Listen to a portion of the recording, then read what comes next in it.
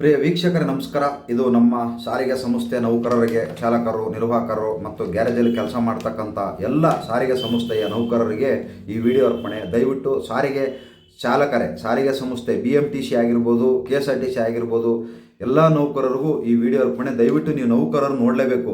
ನಿಮ್ಮ ಅಧ್ಯಕ್ಷರುಗಳು, ನಿಮ್ಮ ಮ್ಯಾನೇಜರ್ಗಳು ನೋಡ್ತಾರೋ ಬಿಡ್ತಾರೋ ಗೊತ್ತಿಲ್ಲ. ದಯವಿಟ್ಟು ನೌಕರರು ನೋಡ್ಕೊಳ್ಳಿ. ಇವಾಗ ನಿಮಗೆ ಜಾಗೃತಿ ಮೂಡಿಸುವಂಥ ಇದು ಕಾರ್ಯಕ್ರಮ. ಇದರಿಂದ ನನಗೇನು ಲಾಭ ಇಲ್ಲ. ನಾನು ಕಂಡಂಥ ಇವತ್ತು ಸಾರಿಗೆ ಸಂಸ್ಥೆ, ನಾನು ಕಂಡಂಥ ಅಧ್ಯಕ್ಷರುಗಳು, ನಾನು ಕಂಡಂಥ ಮ್ಯಾನೇಜರ್ಗಳು ಅವ್ರ ಬಗ್ಗೆ ಸ್ವಲ್ಪ ಹೇಳ್ತೀನಿ. ದಯವಿಟ್ಟು ಕೇಳಿ.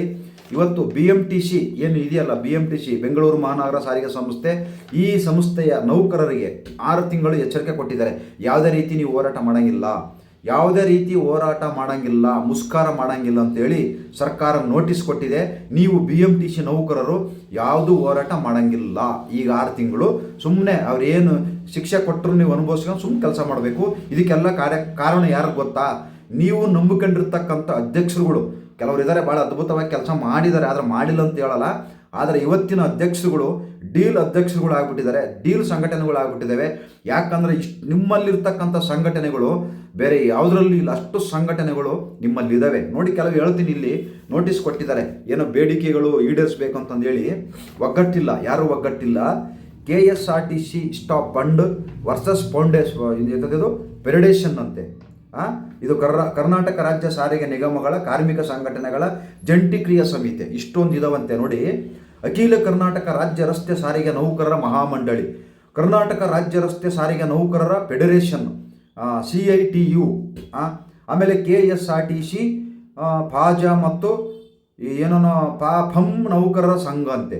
ಆಮೇಲೆ ಕರ್ನಾಟಕ ರಾಜ್ಯ ರಸ್ತೆ ಸಾರಿಗೆ ಸಂಸ್ಥೆ ಅಧಿಕಾರಿಗಳು ಮತ್ತು ನೌಕರರ ಕ್ಷೇಮಾಭಿವೃದ್ಧಿ ಸಂಘ, ಕರ್ನಾಟಕ ರಾಜ್ಯ ರಸ್ತೆ ಸಾರಿಗೆ ಸಂಸ್ಥೆ ನೌಕರರ ಸಂಘ, ವಿಶ್ವ ಕಾರ್ಮಿಕರ ಕೂಟ, ಸಾರಿಗೆ ನಿಗಮಗಳ ನೌಕರರ ವಲಯ. ಇಷ್ಟೊಂದು ಇದ್ರೂ ಕೂಡ ನಿಮ್ಮ ಸಮಸ್ಯೆಗಳು ಬಗೆಹರಿಯಲಿಕ್ಕೆ ಕಾರಣ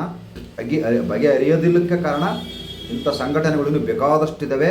ನೋಡಿ, ಈ ನಮ್ಮ ಬೆಂಗಳೂರಲ್ಲಿ ಆಟೋ ಸಂಘಟನೆಗಳು ಹೆಂಗಿದ್ದಾವೆ, ಅದೇ ರೀತಿ ಕರ್ನಾಟಕ ತುಂಬ ಈ ಸಾರಿಗೆ ನೌಕರರ ಸಂಘಟನೆಗಳನ್ನು ಮಾಡ್ಕೊಂಡು ನಿಮ್ಮ ಸಮಸ್ಯೆಗಳಿಗೆ ಇವರೇ ಒಂದು ಮೂಲ ಆಗಿದ್ದಾರೆ. ಇವರೇ ಮೂಲ, ಸಂಘಟನೆಯವರೇ ನಿಮ್ಮ ಮೂಲ. ಇಷ್ಟೊಂದು ಸಂಘಟನೆಗಳು ಇಟ್ಕೊಂಡು ಒಗ್ಗಟ್ಟಾಗದಾನೆ. ಇನ್ನೊಂದು ನೋಡಿ, ಹೊಂದಾಣಿಕೆ ಇಲ್ಲ. ಮೋಸ್ಟ್ಲಿ ಅವ್ರ ಮನೇಲಿ ಹೊಂದಾಣಿಕೆ ಇಲ್ಲ ಅನಿಸುತ್ತೆ. ಅದಕ್ಕೋಸ್ಕರನೇ ಈ ಸಂಘಟನೆ ಕೂಡ ಹೊಂದಾಣಿಕೆ ಇಲ್ಲ ಅಲ್ವಾ? ಮನೆಯಲ್ಲಿ ಹೊಂದಾಣಿಕೆ ಇದ್ದಿದ್ರೆ ಸಂಘಟನೆಯಲ್ಲೂ ಕೂಡ ಹೊಂದಾಣಿಕೆ ಇರೋವು. ಈ ಥರ ಇರ್ಬೋದೇನೋ ನನ್ನ ಅನಿಸಿಕೆ ಇದು. ಯಾಕಂದರೆ ನೋಡಿ, ಕರ್ನಾಟಕ ಸರ್ಕಾರ ನೌಕರರು ಇದ್ದಾರಲ್ಲ, ಆ ನೌಕರರಿಗೆ ಒಂದೇ ಸಂಘಟನೆ, ಅದಕ್ಕೊಬ್ಬರೇ ಅಧ್ಯಕ್ಷರು. ಇದಕ್ಕೆ ಹಂಗಲ್ಲ, 28 ಅಧ್ಯಕ್ಷರು, 28 ಉಪಾಧ್ಯಕ್ಷರು, 28 ಸಂಘಗಳು. ಈ ರೀತಿ ಇದ್ದರೆ ಎಲ್ಲರಿ ಸಮಸ್ಯೆ ಬಗೆಹರುತ್ತೆ? ಯಾವುದೇ ಕಾರಣಕ್ಕೂ ಬಗೆಹರಿಯಲ್ಲ. ಅದರಿಂದ ನಿಮಗೆ ಮುಳ್ಳಾಗ್ತಿರೋದು ನಿಮ್ಮ ಸಂಘಟನೆಗಳೇ.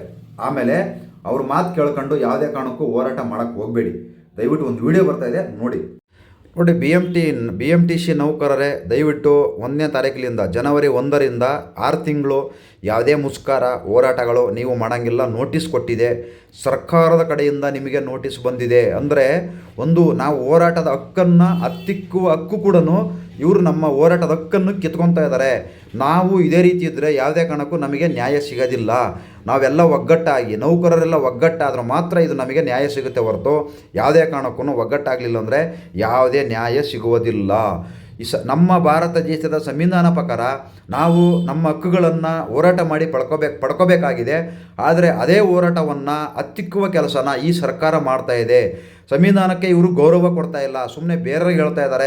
ಇವತ್ತು ಎಲ್ಲಿಂದನೋ ಬಂದವರಿಗೆ ಮನೆ ಕಟ್ಟಿಕೊಡ್ತಾ ಇದ್ದಾರೆ, ಮನೆ ಕಟ್ಟಿಕೊಡ್ತಾ ಇದ್ದಾರೆ. ಆದರೆ ನಮ್ಮ ಸಮಸ್ಯೆಗಳನ್ನು ಬಗೆಹರಿಸ್ತಾ ಇಲ್ಲ.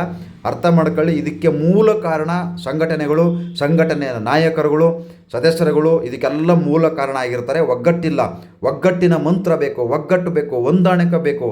ಅವಾಗ ಮಾತ್ರ ನಮ್ಮ ಸಮಸ್ಯೆ ಬಗೆಹರುತ್ತೆ ಹೊರತು ಒಗ್ಗಟ್ಟಿಲ್ಲದೆ ನಾವು ಕಡ್ಡಿಯಲ್ಲಿ ಆಡ್ಸೋಕೆ ಹೋದರೆ ಯಾವುದೇ ಕಾರಣಕ್ಕೂ ಬಗೆಹರಿಯುವುದಿಲ್ಲ. ಇಷ್ಟೇ ನಮ್ಮ ಕತೆ. ಇಷ್ಟೇ ಸ್ನೇಹಿತರೆ, ದಯವಿಟ್ಟು ನಿಮಗೆ ಯಾವುದೇ ಕಾರಣಕ್ಕೂ ನಮಗೆ ತೊಂದರೆ ಕೊಡೋ ಉದ್ದೇಶ ಇಲ್ಲ. ಮತ್ತು ಯಾರಿಂದ ಮಾತಾಡಿದ್ರು ಏನೂ ಪ್ರಯೋಜನ ಇಲ್ಲ. ಅದರಿಂದ ದಯವಿಟ್ಟು ಅರ್ಥ ಮಾಡ್ಕೊಂಡು ಇವತ್ತು ಪ್ರತಿಯೊಬ್ಬ ಸಂಘಟನೆಯವರು ಒಗ್ಗಟ್ಟಾದರೂ ಮಾತ್ರ, ಹೊಂದಾಣಿಕೆ ಆದರೂ ಮಾತ್ರ ಇದು ಸಮಸ್ಯೆ ಬಗೆಹರಿಯುತ್ತೆ ಹೊರತು. ಇವತ್ತು ನೋಡಿ, ಕೇರಳದವರು ಎಲ್ಲೋ ಬಂದು ಗುಡಿಸ್ಲ ಕಟ್ಕೊಂಡು ಇವತ್ತಿಲ್ಲಿ ಮನೆ ಕಟ್ಟಿಕೊಡ್ತಾ ಇದ್ದಾರೆ ಸರ್ಕಾರದವರು. ಅವ್ರ ಯೋಗ್ಯತೆಗೆ ನಮ್ಮ ಈ ಸಾರಿಗೆ ಸಂಸ್ಥೆ ನೌಕರರ ಸಮಸ್ಯೆಗಳನ್ನು ಬಗೆಹರಿಸೋಕ್ಕಾಗ್ತಾ ಇಲ್ಲ. ಬೇರೆಯವರು ಎಲ್ಲಿಂದನೋ ಬಂದವರಿಗೆ ಮನೆಗಳು ಕಟ್ಕೊಡ್ತಾರೆ ಅಂದರೆ ಇನ್ನು ನಮ್ಮ ಕರ್ನಾಟಕದ ಜನರು, ನಮ್ಮ ಕರ್ನಾಟಕದ ಈ ಥರ ಸಂಘಟನೆಗಳು ಎಷ್ಟು ವೀಕ್ ಅವೇ ಅಂತಂದ್ರೆ ಎತ್ತಿ ಎತ್ತಿ ತೋರಿಸ್ತಾ ಇದೆ. ಎಷ್ಟು ವೀಕ್ನೆಸ್ ತಿಳ್ಕೊಂಬಿಟ್ಟಿದ್ದಾರೆ.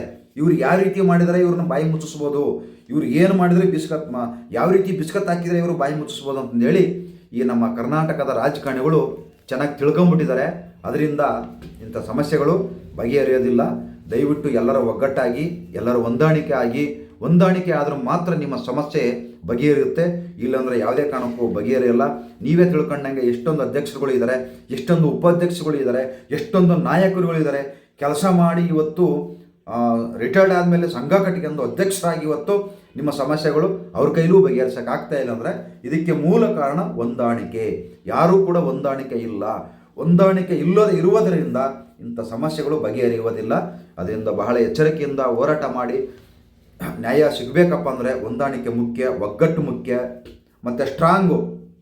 ಬರೀ ಇವರು ನಿಮ್ಮನ್ನು ನೌಕರರನ್ನ ಹಾಳು ಮಾಡ್ತಾ ಇದ್ದಾರೆ, ನಿಮ್ಮನ್ನು ಮನೆ ಕಳಿಸ್ತಾ ಇದ್ದಾರೆ. ಅವ್ರೇನು ಮನೆಗಿದ್ದಾರೆ, ಆಲ್ರೆಡಿ ರಿಟೈರ್ಡ್ ಆಗ್ಬಿಟ್ಟು ಮನೇಲಿದ್ದಾರೆ. ಅವರು ನಿಮ್ಮನ್ನು ಹೋರಾಟಕ್ಕೆ ಕರೆದ್ರು, ಅವ್ರ ಕೈಲಿ ಮಾಡೋಕ್ಕಾಗ್ದೇನೆ ನಿಮ್ಮನ್ನು ಕರೆದು ಅವರು ಹಾಳಾಗ್ದೇನೆ ನಿಮ್ಮನ್ನೂ ಕೂಡ ಹಾಳು ಮಾಡಾಕ್ತಿದ್ದಾರೆ. ದಯವಿಟ್ಟು ನೌಕರರೇ ಭಾಳ ಎಚ್ಚರಿಕೆಯಿಂದ ಕೆಲಸ ಮಾಡಿ.